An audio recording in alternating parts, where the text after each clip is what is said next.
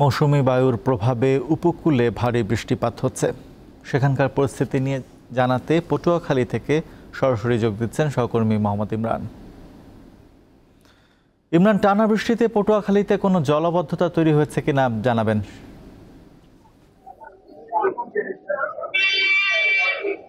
নাহিদ, প্রবল মৌসুমী বায়ুর প্রভাবে পটুয়াখালীর উপকূলে কিন্তু গত এক সপ্তাহ ধরে টানা ভারী বৃষ্টি হচ্ছে। গতকাল সকাল 6টা থেকে আজ সকাল 6টা পর্যন্ত জেলার কলাপাড়া উপজেলায় কিন্তু 69 মিলিমিটার বৃষ্টিপাত রেকর্ড করেছে খেপুপাড়া আবহাওয়া অফিস। টানা বৃষ্টিতে কিন্তু জনজীবনে ভোগান্তি নেমে এসেছে। সবচেয়ে বেশি দুর্ভোগ করেছে নিম্ন আয়ের খেটে খাওয়া মানুষ। এছাড়া এই উপকূলের যে নিম্নাঞ্চল রয়েছে, এ সকল নিম্নাঞ্চলে কিন্তু পানি জমে জলাবদ্ধতার সৃষ্টি হয়েছে। এছাড়া এখানকার টানা বর্ষণে কিন্তু আমরা দেখেছি যে বিশেষ করে যারা কৃষকরা রয়েছে তারা কিন্তু অনেকটা দুশ্চিন্তার মধ্যে পড়েছেন। তারা যেটা জানিয়েছেন যে এই বৃষ্টি যদি অব্যাহত থাকে তাহলে তারা কিন্তু বড় ধরনের ক্ষতির সম্মুখীন হবেন।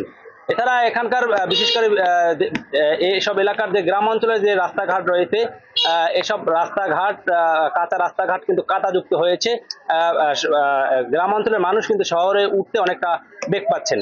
আমি আপনাকে আরেকটি বিষয়ে জানিয়ে রাখি, মৌসুমী বায়ুর প্রভাবে পটুয়াখালীর কুয়াকাটা সংলগ্ন বঙ্গোপসাগর কিন্তু কিছুটা উত্তাল হয়ে উঠেছে।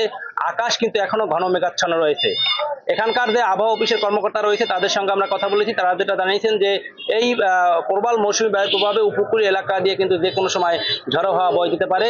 তাই পটুয়াখালীর পায়রা সহ দেশের সব সমুদ্র বন্দরকে কিন্তু 3 নম্বর স্থানীয় সতর্কতা সংকেত দেখিয়ে দিতে বলা হয়েছে। সেই সঙ্গে সকল মাছ ধরা ট্রলার সমূহকে কিন্তু নিরাপদ আশ্রয়ে থাকতে বলা হয়েছে।